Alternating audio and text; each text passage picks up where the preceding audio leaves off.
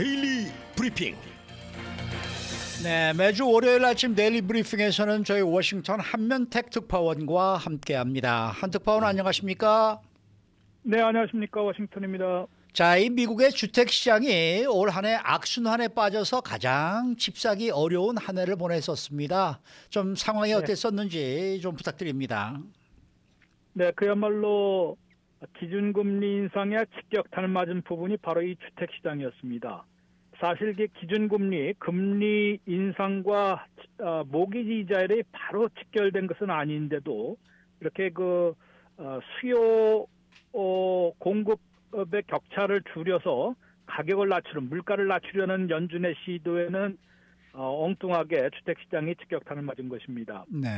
우선적으로 이제 연속 금리 인상의 여파로 이제 10년 국채 수익률과 연동이 되거든요. 주택 네네. 시장에서 그 모기지 이자율이 2배로 급등하는 사태가 벌어졌습니다. 네. 2년 전에서 그러니까 2021년에는 3%대까지 떨어졌다가 그다음에 지난해에는 6%까지 올랐습니다. 2배나 급증했고요. 또 올해는 10월 말에 지금 8%까지 넘어선 바가 있거든요. 프레디 맥의 이자율 30년 고정의 경우는 7.79%인데 실제 시중 그건 평균이고 시중에서 모기지를 받으려면은 30년 고정이 8%를 넘은 바가 있습니다. 그 이후는 조금 하락세를 보이고 있지만은 이러다 보니까 어떤 현상이 일어났겠습니까?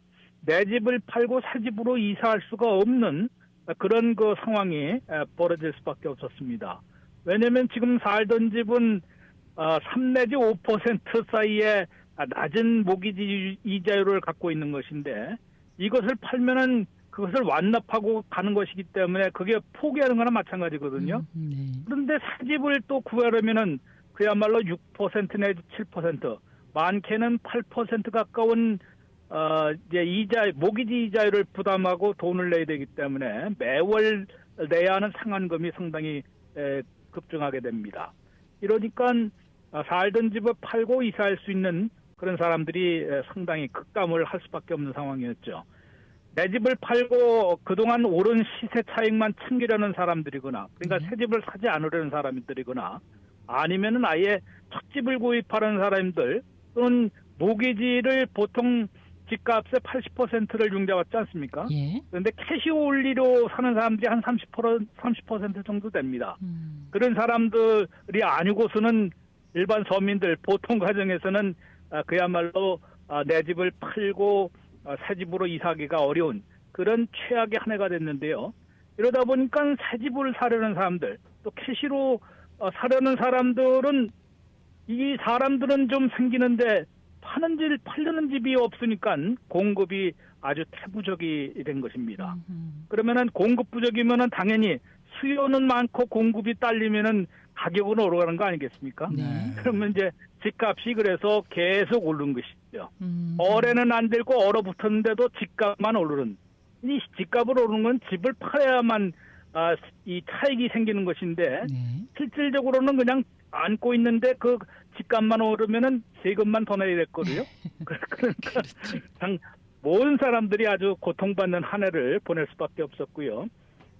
주택 거래는 이제 올 전체를 보면 한 연율로 410만 채 정도 팔린 것으로 이제 잠정 집계되고 있습니다만은 최근 몇 달 사이에는 400만 채 아래로 다 떨어졌습니다.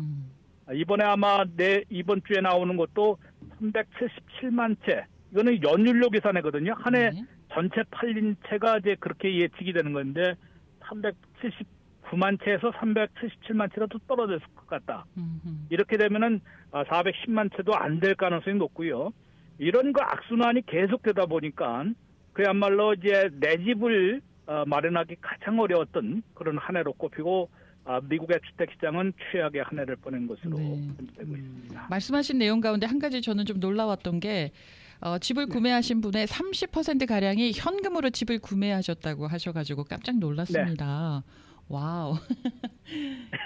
집이 보통 29% 내지 30%, 30%. 네. 매달 그 통계치 나올 때 보면은 꼭 캐시 올리 와. 그 돈 뭐 현금 갖고 있는 사람들이 그 정도 되니까요. 예. 이 사람들은 뭐 주택모기지 이자리 급등을 하든 말든 상관이 없는데 네. 한 가지는 이제 집이 나오는 집이 팔려는 집이 없으니까 네. 수요가 없어서 이제 애를 먹는 것이죠. 네. 이제 그런 주택모기지일과는 상관은 없는 그런 분들도 꽤 있습니다. 현금으로 집을 살 수 있다는 것에 마냥 부럽기만 하고요. 자, 자 새해 2024년에는 어떻게 전망이 됩니까? 네, 우선적으로 좀 거래가 활성화되면은 모기지 좀 떨어져야 되지 떨어져야 않겠습니까? 되겠죠. 네. 그런데 7주 연속 지금 떨어지고 있습니다. 아 예. 그래서 8% 가까이 육박했다고 7.79%까지 올라갔던 게 10월 말이었는데 7주 연속 하락해서 12월 14일 현재는 6.95%까지 떨어졌습니다. 네. 기준은 30년 고정 모기지 이자율입니다. 그리고 이것이 이제 연준의 그 기준금리가 9월, 11월, 12월 3년석 동결되지 않았습니까? 네. 네. 말씀드린 대로 기준금리 동결과 직결되는 것은 아니지만은 예. 그렇게 되면은 10년 국채 수익률이 떨어집니다. 지금 오늘 국채 10년 국채 수익률을 보니까 그때는 뭐 5% 육박했다고 난리가 났었거든요. 그렇죠. 근데 지금 3.95%입니다. 4%도 무너졌거든요. 이런 거 보면은 그게 모기지 이자율이 계속 내릴 수 있다는 것이 되겠습니다. 예. 그거는 직결 10년 국채 수익률을 보고 모기지 이자율을 이제 연동을 해서 결정을 하게 돼 있습니다. 그렇기 때문에 올해도 좀 계속 좀 떨어질 것 같은데 전국 부동산인협회는 올해 새해 2024년 30년 고정 모기지 이자율이 6.3%까지는 내려갈 것 같다. 이렇게 얘기하는데 아마 업계에 좀 희망 섞인 그런 기대를 좀 하고 있는 것 같고요. 또 부동산 전문 레드핀에서는 6.5%로 떨어질 것으로 내다봤습니다. 6% 중반까지 지금 내려갈 것인데 이게 아주 불가능한 숫자는 아닌 것으로 보이거든요. 이미 예. 6.95%까지 떨어졌기 때문에 그렇습니다. 더구나 이제 내년에는 기준금리를 인하하는 그런 한 해가 되지 않겠습니까? 그렇죠. 연준이 예고한 것만 해도 지금 내년 한 해 0.25포인트씩 3번 0.75포인트를 내리겠다고 얘기하고 있고요. 월가 투자자들은 그거의 2배. 그러니까 빨리 3월부터 아마 시작을 해서 2배나 많은 6번 1.25%는 1.5%는 내릴 것 같다. 이렇게 내다보는데 중간을 계산하더라도 분명히 모기지 이자율도 6.3 내지 6.5보다도 더 떨어질 수도 있을 것으로 예상이 되고 있습니다만은 네. 이 모기지 이자를 그래도 좀 내려야 되는데 그래야만 이제 집을 팔고 또 내 집을 팔고 새 집으로 이사하려는 그런 사람들이 생기고 적정 수준의 이제 가격에 맞춰서 거래가 활성화되지 않을까 이런 예상이 나오고 있는 것입니다. 그래도 뭐 주택시장이 내년에 완연한 훈풍을 맞기에는 뭐 역부족일 것이다 이런 지적도 좀 나오고 있더라고요. 단적인 하나의 좀 걸림돌이 있는데요. 지금 기존 주택은 미국 전체 주택의 80% 이상을 차지하고 있습니다. 네. 새집이 한 20% 되는 것이고요. 네. 새집 공급법 말고 기존 주택을 이제 활성화가 돼야 되는데 기존 주택의 82%가 지금 5% 이하의 모기지를 갖고 있다고 합니다.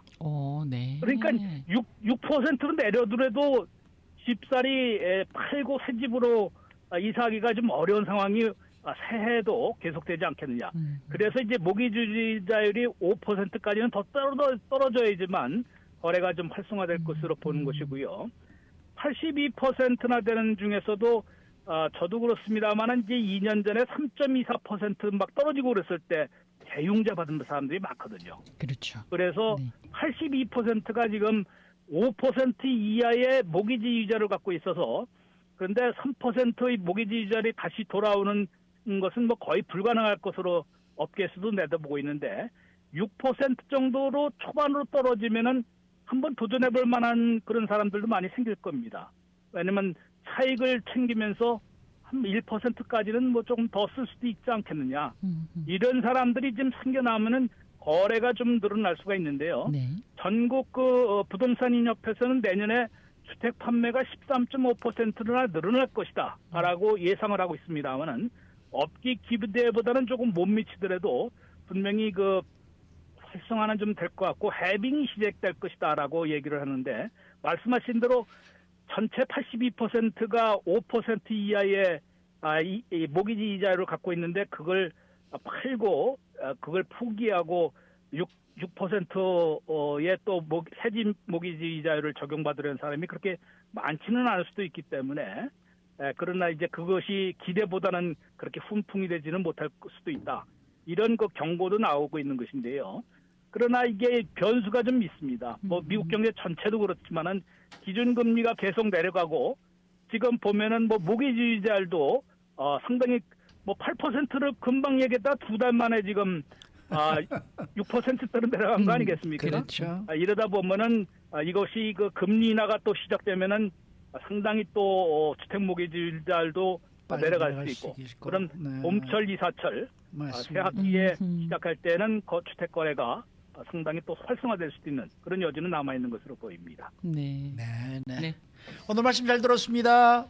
네, 고맙습니다. 네, 지금까지 워싱턴 한면택 특파원과 함께했습니다.